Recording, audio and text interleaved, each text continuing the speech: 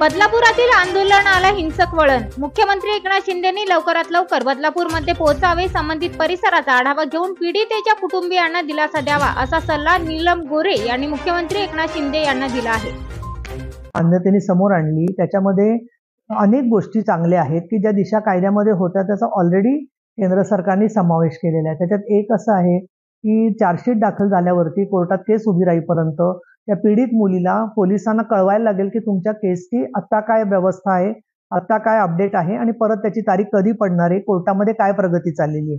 दुसरा महत्त्वाचा भाग म्हणजे मुलीला साक्षीदार संरक्षण कायद्यानुसार पूर्णतः संरक्षण दिलं जाईल की जेणेकरून तिला जात येत असताना किंवा इतर काही त्रास असतील तर त्याच्यामध्ये तिला कोणी दबाव आणून होस्टाईल होण्यासाठी भाग पाडणार नाही। हा त्याच्यामध्ये दुसरा भाग आहे। तिसरं, चार्जशीट दाखल करण्यासाठी सुद्धा जे दिशा कायद्यात म्हटलेलं होतं की 2 महिन्यामध्ये चार्जशीट दाखल करावं, तेच त्याच्यामध्ये सुद्धा म्हटलेलं आहे। त्यामुळे दिशा कायद्यातले बरेचसे भाग जे आहेत, सायबर क्राईमच्या संदर्भात सुद्धा SOPs देवेंद्रजी फडणवीस यांनी लागू केलेले आहेत। मी स्वतः जे निर्देश दिले होते त्याची त्यांनी अंमलबजावणी केलेली आहे। दिशा कायदा केंद्र सरकारच्याकडे प्रलंबित आहे, कारण त्या स्टेटच्या कायद्यामध्ये तुम्हाला लक्षात असेल काही जणांच्या की खाजगी सावकारी कायदा पास व्हायला 8 वर्ष लागली होती। त्यामुळे याला तेवढी लागू नाहीत, पण त्यातले 50% पेक्षा जास्त गोष्टी केंद्र सरकारने ऑलरेडी मान्य केलेल्या आहेत।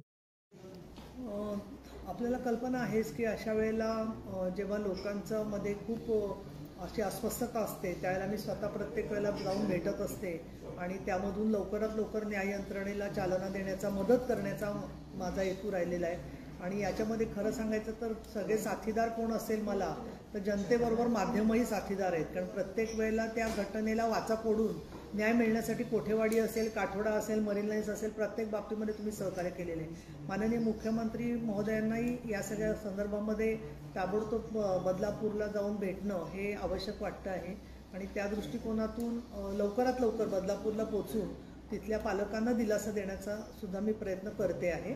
आणि त्याचबरोबर पोलिसांच्या काही त्रुटी राहिल्या असतील ते मी स्वतः त्याची छाननी करून त्याबद्दलचा नीट अहवाल माननीय मुख्यमंत्री आणि गृहमंत्री यांच्याकडे देणार आहे।